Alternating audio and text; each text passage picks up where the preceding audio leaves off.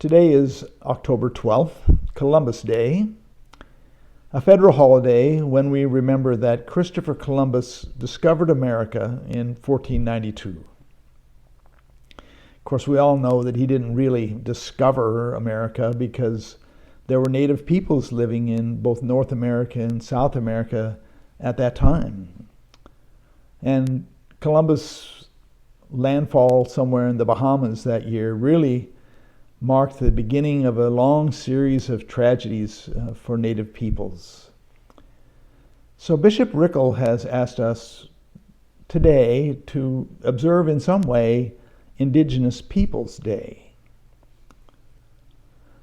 In 1493, the Pope at that time, Pope Alexander, wrote a document that's known as the Doctrine of Discovery, and it gave the right to every explorer to claim the land that he found and to also take all the native peoples on that land.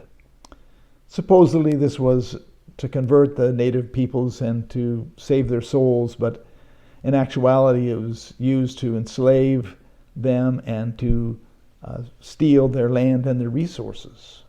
And over the next 500 years, millions of Native Americans died through disease and displacement and through war. My wife Katie teaches this history in her anthropology classes at college, and it's a very hard class to teach because of the long series of injustice and tragedies. The trauma of Native peoples has been passed down through generations until this very day. And what's needed now is a new respect for our Native American brothers and sisters and for their traditions and their customs. The healing of Native peoples will only come about by reclaiming their spirituality and by a renewal of their customs and traditions. That's why things like the canoe journey that Northwest Native Americans have done are so empowering and so healing for them.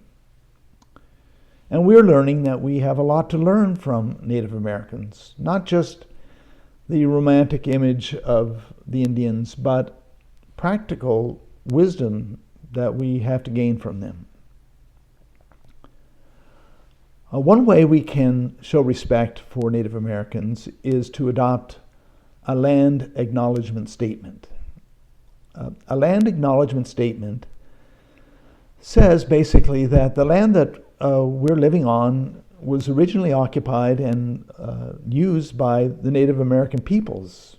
So we might adopt a statement that says something like, we acknowledge that the Suquamish, Duwamish, and Coastal Salish people are the traditional stewards of this land, and we pay our respect to their people past, present, and future.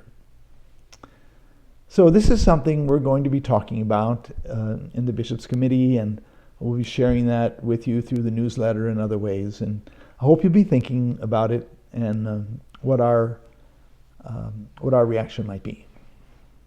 Thanks.